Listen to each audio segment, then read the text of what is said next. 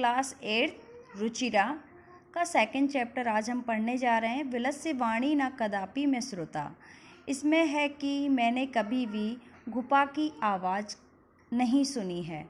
ठीक है, ये एक टाइटल है, इसी के अकॉर्डिंग हमारी कहानी चलेगी और इस कहानी से रिलेटेड हमें आज पढ़ना है। फर्स्ट चैप्टर में ऑलरेडी पढ़ा चुकी हूँ आपको।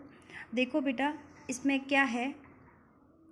प्रस्तुत पाठ संस्कृत के प्रसिद्ध कथा ग्रंथ पंचतंत्रम के तृतीय तंत्र काकोलूकियम से संकलित है। देखो, जब हम कभी भी कोई कहानी या गद्य भाग या पद्य भाग कुछ भी पढ़ रहे होते हैं, उससे पहले उस चैप्टर की संदर्भ में कुछ पंक्तियाँ दी होती हैं, वो हमें ज़रूर पढ़ना चाहिए और जिससे हमें ये पता चले कि ये पंक्तियाँ हैं या ये कहानी है या गद्य भाग है, कहाँ से लिया गया है।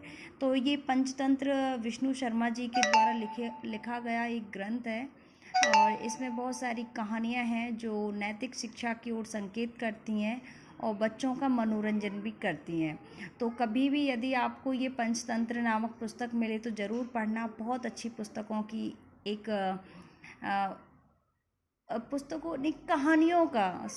कहानियों का एक संग्रह मिलेगा इसमें और ये आपको 5 पार्ट में डिवाइड किया गया है। ठीक है, तो देखो, पंचतंत्र के मूल लेखक विष्णु शर्मा हैं। इसमें 5 खंड हैं और इनके जो अध्याय हैं उन्हीं को तंत्र कहा जाता है। इनमें गद्य पद्य रूप में भी कथाएं दी गई हैं जिनके पात्र मुख्य पशु या पक्षी हैं। पशु पक्षी के माध्यम से नैतिक शिक्षा की ओर संकेत किया गया है। अब देखो, इसमें एक कहानी है। कस्मिंचित् वने खरन खर नामः सिंह प्रतिवसति स्मः। किसी वन में खरन खर नाम का एक शेर रहता था। सः कदाचित् इतस्ततः परिभ्रमण क्षुधार्त न किंचिद अपि आहारम प्राप्तवान। और वो भूखा इधर उधर घूम रहा था। ठीक है, और किंचिद अपि, उसे कुछ भी आहार प्राप्त नहीं हुआ। आपको भी पता है सिंह कैसा होता है, शिकार करता है, मांसाहारी प्रवृत्ति का होता है। तो उसको कहीं पे भी आहार नहीं मिला है और भूखा इधर उधर घूम रहा है। ठीक है, अब इसके बाद में देखो क्या होता है। ततः इसके बाद सूर्यास्त के समय सायंकाल यानी एका महतीम गुहा दृष्ट्वा, एक बड़ी गुफा को देखकर सह अचिंत्यत, उसने विचार किया। नूनम एतस्याम गुहायाम रात्रौ को अपि जीव आगच्छते। निश्चित रूप से इस गुफा में कोई जीव रहता होगा और आता है यहाँ पर। ठीक है, अतः इसलिए अत्रैव, यहीं निगूढ़ो छिपकर अब यहीं पे तिष्ठित हो जाता हूँ। तो ऐसा है, यदि यहाँ पे कोई आता है तो मैं यहीं पर छिपकर बैठ जाता हूँ कि देखूंगा इस बड़ी गुफा में कौन जीव रहता है। देखो फिर आगे है। एतस्मिन् अंतरे गुहाया स्वामी दधिपुच्छः नामक शृंगालसम आगच्छतः। एतस्मिन् अंतरे, अब कुछ समय बाद उस गुफा का स्वामी दधिपुच्छ नाम का श्रृंगाल यानी श्यार वहाँ पर आता है। देखो, इसमें हमें एक एक वर्ड को यदि ध्यान रखेंगे कि कौन से वर्ड का क्या मीन्स है तो आपको संस्कृत बहुत इजीली समझ में आएगा। स च यावत् पश्यति तावत् सिंह पदति। स च यावत् पश्यति, वह देखता है, तावत्, जहाँ तक। अब देखो, ये क्या सिंह पदति, जब शेर उस गुहा में छुपकर बैठा है तो उसके पद चिन्ह बने हुए हैं। तो जहाँ तक वो देखता है वहाँ तक सिंह के पैरों के चिन्ह दिखाई दे रहे हैं। गुहायां प्रविष्टा दृश्यते, गुहा में प्रविष्ट करते हुए दिखाई देते हैं। ना चे बहिरागता, लेकिन बाहर आते हुए नहीं। श्रृंगालः अचिंत्यत, अब श्रृंगाल ने विचार किया। अहो विनष्टो अस्मि, आज तो मैं निश्चित रूप से मारा जाऊंगा। नूनम अस्मिन् बिले सिंह अस्तिति, निश्चित रूप से मेरे बिल में यानी मेरी गुफा में आज सिंह है। तर्कयामि, इस तरह से विचार करते हुए। तत्किम करवाणी, अब क्या करना चाहिए। एवं विचिन्त्य, और ऐसा विचार करके।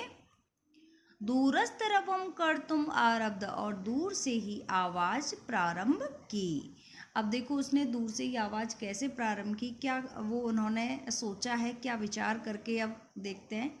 भो बिलह भो बिल, हे बिल, हे मेरी घुपा, हे मेरी घुपा, किमना स्मृशि, क्या तुम्हें याद नहीं है, यन्मया त्वया सह समय कृतौ अस्ति, यद यद अहम वह ब्रह अतः प्रत्यय आगमिष्यामि तदा। अब देखो इसमें बोला है कि मैंने आपसे कहा था कि जब भी मैं कभी बाहर से आऊँ तो तुम मुझे पुकारोगी, आवाज़ दोगी जब मैं लौट के आऊँगा। ठीक है, तो हमारा क्या हुआ है, एक समझौता हुआ है।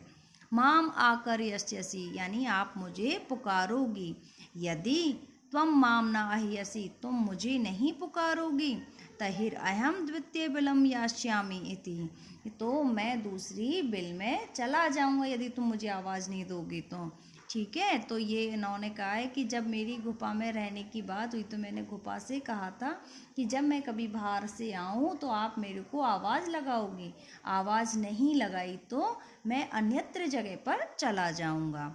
अत एतत् श्रुत्वा सिंह अचिंत्यतः, इस प्रकार से सुनकर सिंह ने विचार किया, नूनम ऐसा, निश्चित ही ऐसे, गुहा स्वामिन, गुहा अपने स्वामी का सदा सम आहानम करोति, सदैव क्या करती होगी, आहान करती होगी, पुकारती होगी, परंतु मद भयात, मेरे भय के कारण, ना किंचित वदती, मेरी भय की वजह से इसने कुछ नहीं कहा है। अथवा साध्वी उदम उच्यते, अथवा अब कुछ कह, वो साध्वी उदम उच्यते, अब कहते हैं, क्या कहता है, देखो साध्वी उदम यानी सज्जनों ने सत्य ही कहा है। भय संत्रस्तः मनसाम हस्तपाद आदि का क्रिया प्रवर्तन्ते न वाणी च व पथुश्च आदि को भवेत, भय की वजह से हमारा पूरा तंत्र, तन मन हाथ पैर आदि ये सब क्या कंपन करने लग जाते हैं, हम प्रॉपर वर्क नहीं कर पा सकते हैं। भय भय ऐसा ही होता है, आप सभी जानते हो, डर की वजह से हाथ पैर कांपने लगते हैं ना, कंपन होता है, और मन भी कंपन करता है। प्रवर्तन्ते न वाणी वे पतुश्चय अधिको भवेत, तो हमारी वाणी भी लड़खड़ा जाती है, प्रॉपर हम आवाज़ बात नहीं कर सकते, ना कार्य कर सकते हैं, तन मन घबरा जाता है। तो उसी प्रकार से क्या हुआ, अत्यधिक भय की वजह से हमसे बोला नहीं जाता है। तो तद अयम अच्छे आहानम करोमि, तो अब मैं आहान करता हूँ, हो सकता है ये गुहा है, मेरे डर की वजह से आवाज़ नहीं निकाल रही है, इसलिए अब क्या करूँगा, मैं आहान करूँगा। एवं स बिले प्रवेश्य, मैं भोज्यम भविष्य, वो बिल में प्रवेश करेगा और मैं उसका भोजन कर लूँगा, मेरा भोज्य बन जाएगा। इत्थम विचारे सिंह, ऐसा विचार करके सिंह ने सहसा श्रृंगालस्य, अचानक ही श्रृंगाल का आह्वान किया। सिंह से उच्च गर्जन प्रतिध्वनि न, सा गुहा उच्चे श्रृंगालम आयत, सिंह के उच्च गर्जन से जो प्रतिध्वनि होती है, जब हम कुएं में या गुफा में खाली जगह पे जब आवाज़ लगाते हैं तो क्या प्रतिध्वनि आती है, यानी हम जैसा बोल रहे हैं वैसी ही ध्वनि दोबारा आती है। तो उस गुहा में उन्होंने आवाज़ लगाई, उच्च गर्जना की, तो उसकी प्रतिध्वनि से गुहा उच्चई, गुहा भी बहुत गुहा से उच्च स्वर में प्रतिध्वनि आई। श्रृंगालम आहायत, और श्रृंगाल का आह्वान करते हुए, अनेन अन्य अपि पशव भयभीता, और अन्य पशु पक्षी जो जंगल में थे वो सभी क्या हो गए, भयभीत हो गए, ये गुफा में से कैसी आवाज़ आ रही है। श्रृंगालो अपि तत दूर पलायमान, एवं पठत, और श्रृंगाल दूर तक भाग गया डर की वजह से। अनागतम या कुरुते से शोभते स शोचते यो न करोति अनागतम, बने अत्र संस्थस्य समागता जरा विलस्य वाणी न कदापि में श्रुता। अनागत, जब देखो इतना समय हो गया है मुझे इस यहाँ पे मतलब उन्होंने कहा, श्रृंगाल ने कहा है, श्रृंगाल का पूरा जीवन निकल गया है जंगल में रहते हुए। अनागतम, ऐसी आवाज़ मैंने कभी ना सुनी, ऐसा। तो देखो अनागतम यानी आने वाले, या यानी जो कुरुते करते हैं, से शोभते, जो आने वाले दुख के बारे में विचार करते हैं। स सोचते यो ना करोति अनागतम, जब आने वाला दुख आ जाता है तो उन लोगों को शोक नहीं करना पड़ता। जब कोई विपत्ति आ रही है तो हमें यदि उससे पहले ही विचार कर लें तो हमें उस समय शोक नहीं करना पड़ेगा, क्योंकि हमने पहले ही समाधान कर लिया है। कोई समस्या से पहले ही समाधान कर लेंगे तो समस्या के वक्त क्या दुख नहीं होगा। तो ऐसे ही इन्होंने क्या किया, इनको लगा पद चिन्ह से पहचान गए ये, इनको आने वाले शोक के बारे में पता चल गया कि हो सकता है कुछ गलत हो जाए। तो इन्होंने ऐसा विचार किया और विचार करके उस विघ्न बाधा से ये बच गए। तो वने अत्र संसस्ते सम आगता जरा, विलस्य माणी न कदापि में सुरता। वने अत्र, इस वन में, संतस्ते समागते, मैं रहते हुए बूढ़ा हो गया हूँ। इस वन में रहते हुए मैं बुजुर्ग हो गया हूँ। विलस्य, लेकिन मैंने अपने जीवन काल में कभी भी बिल की वाणी नहीं सुनी।